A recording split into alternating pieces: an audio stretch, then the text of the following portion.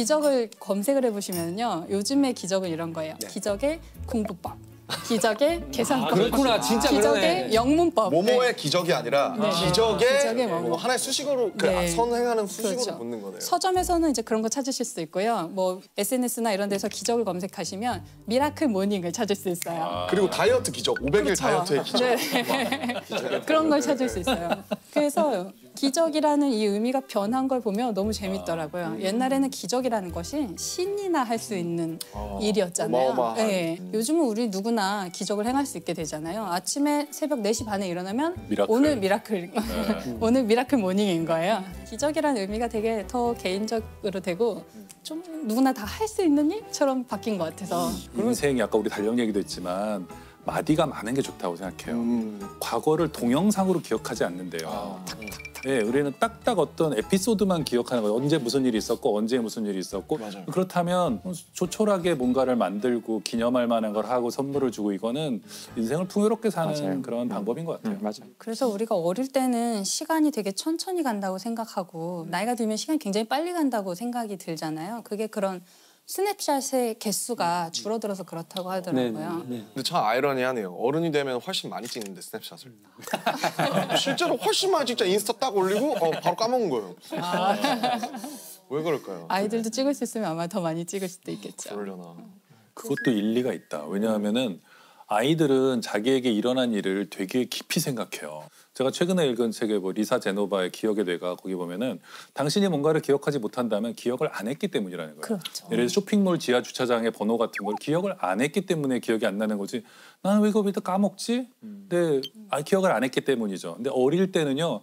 오늘이 며칠이고 몇 밤 자면 뭐가 오고 그러니까 오기 전부터 그걸 기억해요. 그렇죠. 지난 다음에도 지난 생일 때는 뭘 받았는데 막 이런 거 기억하고 또 뭐 소풍에서 뭘 하고. 이 영상을 보면 많은 커플들이 싸우실 것 같아요. 왜요? 왜요? 기억을 안 하는 거래. 김영하 작가님이 그랬어. 너 또 까먹었어? 우리 그때 거기 간 날이잖아. 기억을 그런데 안 해서 그래. 안 한 이렇게. 겁니다. 그래서 시험 본 다음에도 혼날 것 같아. 너 기억을 안 한 거야. 다 가르쳤는데 기억 못 한 거야. 내가 기억하는 문제가 안 나와서 그러죠. 희망적인 얘기를 하나만 더 해준다면 망각도 축복이라잖아요. 그러죠. 우리가 어떤 걸 잊어버리는 것도 축복이야. 결혼기념일 잊어버린 것도 축복이야. 내가 이걸 선물로 주면 이건 그냥 그 제과점에 있는 그냥 과자랑 뭐가 달라.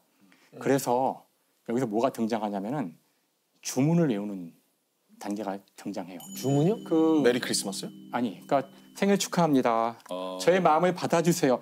그러니까 나의 마음이라고 말을 해야 되는군요. 어떤 작가가 했던 이야기인데 물건을 선물로 변화시키기 위해서는 한마디의 말이 필요하다는 거예요. 말을 하지 않고 주는 건 선물이 아니에요. 오다 주었다. 오다 주었다. 말을 하지 않고 그냥 불쑥 주는 건 이게 뭔지 알 수 없지만 거기에 내가 말을 한마디를 얹으면 일리가 있다. 그 순간 선물이 되는데 주문인 거죠. 그래서 주문을 적기도 해요. 그게 카드에다가. 카드다. 그래서 사실 사람들이 크리스마스 때 아까 쇼핑하는 게 어렵고 이제 명절 때가 되면은 그 바글거리는 데 가서도 어쨌든 뭔가 사오려고 다 가는 이유가 원래는 자신이 노력을 들였어야 하는데 네. 남의 거를 사오니까 어딘가 마음이 불편한 거예요.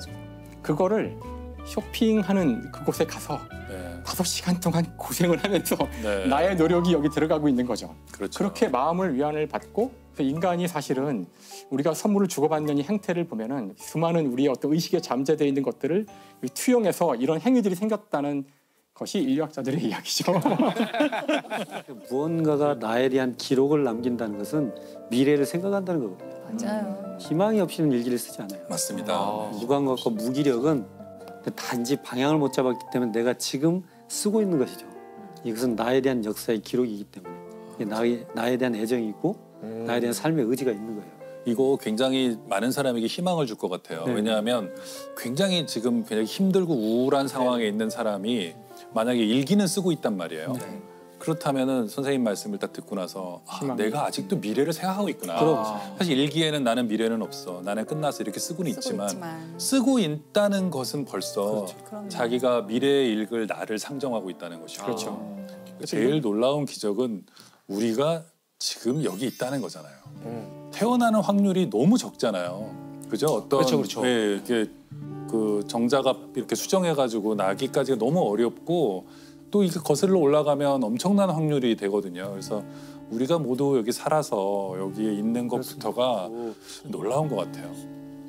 그런 여러 가지 일들을 그래도 조금씩 매일 조금씩 실천하시면서 미라클 2023 되셨으면 좋겠다라는 생각이 들고 오늘은 미라클 2023.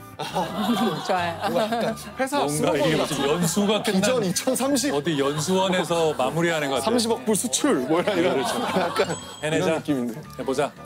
시청자 여러분들께도 기적 같은 일이 많지기를 바라면서 해피 홀리데이. 이야.